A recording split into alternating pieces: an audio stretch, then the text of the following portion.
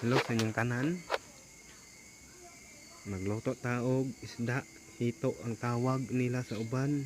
So gitimplahan na nako kay para ma-mix na tanan yung timpla sa ato ang giluto. O wala lang po na og isabay ang bitsin kay para una makakuan ang asin ba. Makaunang makasunop sa ilalom sa isda.